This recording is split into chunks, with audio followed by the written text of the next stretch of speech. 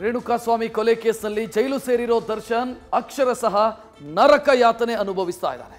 ಒಂದು ಕಡೆ ಜಾಮೀನು ಟೆನ್ಷನ್ ಆದರೆ ಮತ್ತೊಂದೆಡೆ ಜೈಲಲ್ಲಿ ಸೆಣಸಾಟ. ಇದರ ಜೊತೆ ಮತ್ತೊಂದು ಸಂಕಟ ಶುರುವಾಗಿದ್ದು ಕೊಲೆಯ ಬಳಿಕ ಸಾಕ್ಷ್ಯ ನಾಶಕ್ಕೆ ದುಡ್ಡಿನ ಹೊಳೆ ಹರಿಸಿದ್ದ ದರ್ಶನ್ಗೆ ಐಟಿ ಅಧಿಕಾರಿಗಳು ಜೈಲಿನಲ್ಲೇ ಡ್ರಿಲ್ ಮಾಡಿದ್ದಾರೆ.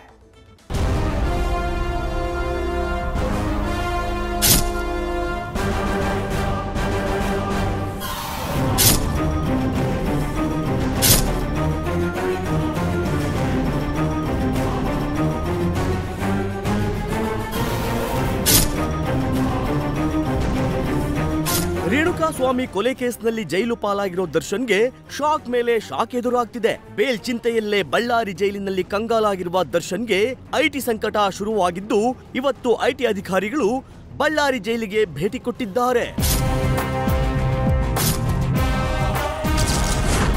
ಕೊಲೆ ಕೇಸ್ನಲ್ಲಿ ಜೈಲಿನಲ್ಲಿರುವ ದರ್ಶನ್ಗೆ ಐಟಿ ಸಂಕಟ.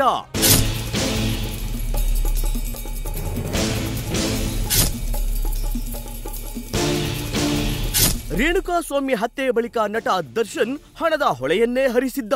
ದುಡ್ಡಿನ ಆಸೆ ತೋರಿಸಿ ಕೆಲವರನ್ನ ಸರೆಂಡರ್ ಮಾಡಿಸಿದ್ದ, ಮತ್ತೆ ಕೆಲವರನ್ನ ಸಾಕ್ಷ್ಯನಾಶಕ್ಕೆ ಬಳಸಿಕೊಂಡಿದ್ದ. ಇದಕ್ಕೆಲ್ಲ ದರ್ಶನ್ 10 ಅಲ್ಲ 20 ಅಲ್ಲ ಬರೋಬ್ಬರಿ 84 ಲಕ್ಷವನ್ನ ಖರ್ಚು ಮಾಡಿದ್ದ. ಬಳಿಕ ಈ ಹಣವನ್ನ ಪೊಲೀಸರು ಸೀಸ್ ಮಾಡಿದ್ರು. ಈಗ ಹಣದ ಮೂಲ ಪತ್ತೆ ಹಚ್ಚಲು ಐಟಿ ಅಧಿಕಾರಿಗಳು ಮುಂದಾಗಿದ್ದು ಇವತ್ತು ಬಳ್ಳಾರಿ ಜೈಲಿಗೆ ಐಟಿ ಅಧಿಕಾರಿಗಳು ಭೇಟಿ ಕೊಟ್ಟು ದರ್ಶನ್ಗೆ ಡ್ರಿಲ್ ಮಾಡಿದ್ದಾರೆ.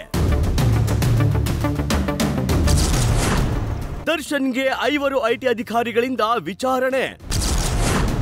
ಹಣದ ಮೂಲ ಕುರಿತು ದರ್ಶನ್ಗೆ ಪ್ರಶ್ನೆಗಳ ಸುರಿಮಳೆ.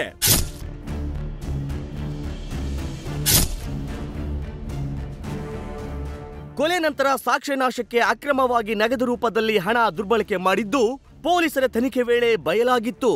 ಈ ಬಗ್ಗೆ ಐಟಿ ಅಧಿಕಾರಿಗಳ ಗಮನಕ್ಕೆ ತಂದಿದ್ರು.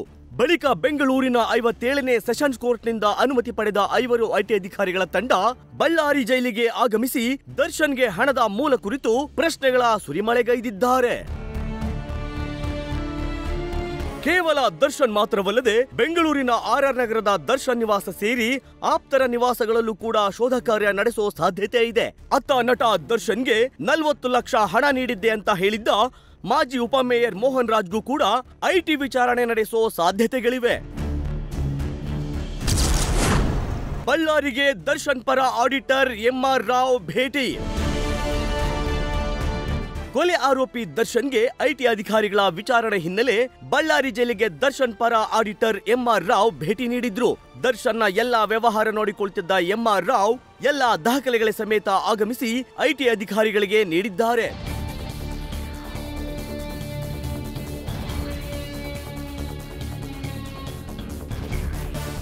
ಒಟ್ಟಾರೆ ಬೇಲ್ ಸಿಗದೆ ಜೈಲಿನ ವಾತಾವರಣಕ್ಕೆ ಒಗ್ಗಿಕೊಳ್ಳಲಾಗದೆ ಪರದಾಡ್ತಿರೋ ದರ್ಶನ್ಗೆ ಐಟಿ ಅಧಿಕಾರಿಗಳು ವಿಚಾರಣೆ ನಡೆಸಿದ್ದಾರೆ.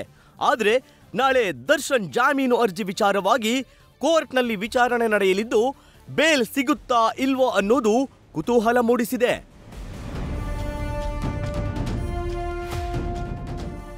Shivanand, news first bureau. News first ನಿರ್ಭೀತಿಯಿಂದ ನಿಮ್ಮ ಪರವಾಗಿ.